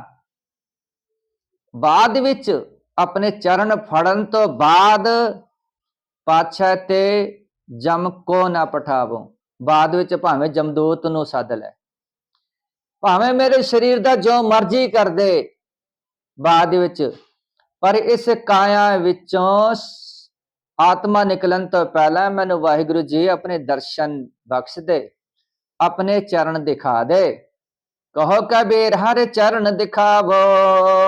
ਕਬੀਰ ਜੀ ਕਹਿੰਦੇ ਨੇ ਹੇ ਹਰੀ, ਹੇ ਵਾਹਿਗੁਰੂ ਜੀ ਆਪਣੇ ਚਰਨ ਦਿਖਾ, ਭਾਵ ਕਿ ਆਪਣੇ ਦਰਸ਼ਨ ਦੇ। ਦਰਸ਼ਨ ਮੰਗੋ ਦੇ ਪਿਆਰੇ, ਪਾਛੇ ਤੇ ਜਮ ਕੋ ਨਾ ਪਠਾਵੋ। ਪਿੱਛੇ ਤੇ ਭਾਵੇਂ ਜਮਦੂਤ ਆ ਜਾਣ, ਪਠਾਵੋ ਦਾ ਮਤਲਬ ਸੱਦ ਲੈ, ਭਾਵੇਂ ਜਮਦੂਤ ਨੂੰ ਸੱਦ ਲੈ, ਭਾਵੇਂ ਧਰਮਰਾਜ ਨੂੰ ਸੱਦ ਲੈ, ਜੋ ਮਰਜ਼ੀ ਕਰ, ਪਰ ਉਸ ਤੋਂ ਪਹਿਲਾਂ ਮੈਨੂੰ ਤੂੰ ਦਰਸ਼ਨ ਦੇ ਦੇ। ਇਹ ਕਬੀਰ ਜੀ ਵਾਹਿਗੁਰੂ ਪਰਮੇਸ਼ਰ ਦੇ ਅੱਗੇ ਇੱਕ ਅਰਜ਼ੋਈ ਕਰ ਰਹੇ, ਇੱਕ ਸ਼ਬਦ ਦੇ ਵਿੱਚ, ਇੱਕ ਦੁੱਖ ਰਾਮ ਰਾਏ ਕਾਟੋ ਮੇਰਾ। ਹੇ ਵਾਹਿਗੁਰੂ ਜੀ ਮੇਰਾ ਇੱਕ ਦੁੱਖ ਕੱਟ ਦੇ, ਕਿ ਮੈਨੂੰ ਜਨਮ ਮਰਨ ਦੇ ਗੇੜ ਵਿੱਚੋਂ ਕੱਢ ਦੇ, ਇਹ ਮੇਰਾ ਦੁੱਖ ਹੈ। ਤੇ ਆਪਣੇ ਚਰਨਾਂ ਦੇ ਨਾਲ ਮੈਨੂੰ ਟਿਕਾ ਕੇ ਰੱਖ, ਜੋੜ ਕੇ ਰੱਖ। ਭਾਈ ਜਿਹੜੇ ਵਾਹਿਗੁਰੂ ਚਰਨਾਂ ਦੇ, ਗੁਰੂ ਦੇ ਚਰਨਾਂ ਦੇ ਭੋਰੇ ਬਣ ਜਾਂਦੇ ਹਨ, ਉਹ ਭਉ ਸਾਗਰ ਤੋਂ ਪਾਰ ਹੋ ਜਾਂਦੇ ਹਨ। ਆਪ ਤਾਂ ਹੁੰਦੇ ਹਨ, ਉਹ ਆਪਣੇ ਨਜ਼ਦੀਕੀ ਵਾਲਿਆਂ ਨੂੰ ਵੀ ਉਤਾਰ ਦਿੰਦੇ ਨੇ ਭਉ ਸਾਗਰ ਤੋਂ। ਗੁਰੂ ਨਾਨਕ ਸਾਹਿਬ ਜੀ ਦਾ ਜਿਹੜਾ ਜਪਜੀ ਸਾਹਿਬ ਦਾ ਸ਼ਲੋਕ ਹੈ ਲਾਸਟ ਵਾਲਾ, ਉਹਦੇ ਵਿੱਚ ਕਹਿੰਦੇ ਨੇ ਜਿਨੀ ਨਾਮ ਧਿਆਇਆ ਗਏ ਮਸ਼ਕਤ ਕਾਲ, ਨਾਨਕ ਤੇ ਮੁਖ ਉਜਲੇ ਕੇਤੀ ਛੁੱਟੀ ਨਾਲ। ਗੁਰੂ ਅੰਗਦ ਸਾਹਿਬ ਜੀ ਕਹਿੰਦੇ ਹੋਰ ਕੇਤੀ ਛੁੱਟੀ ਨਾਲ, ਹੋਰਨਾਂ ਨੂੰ ਵੀ ਉਹ ਛੁਡਾ ਕੇ ਲੈ ਜਾਂਦੇ ਹਨ। ਸੋ ਸਤਿਗੁਰੂ ਜੀ ਕਿਰਪਾ ਕਰਨ, ਨਾਮ ਦੀ ਬਖਸ਼ਿਸ਼ ਕਰਨ, ਜਿਸ ਸਦਕਾ ਲੋਕ ਸੁਖੀ ਤੇ ਪਰਲੋਕ ਸੁਹੇਲਾ ਹੋਵੇ। ਗਲਤੀਆਂ ਭੁੱਲਾਂ ਦੀ ਖਿਮਾ, ਪਿਆਰ ਨਾਲ ਫਤਿਹ ਗਜਾਓ। ਵਾਹਿਗੁਰੂ ਜੀ ਕਾ ਖਾਲਸਾ, ਵਾਹਿਗੁਰੂ ਜੀ ਕੀ ਫਤਿਹ।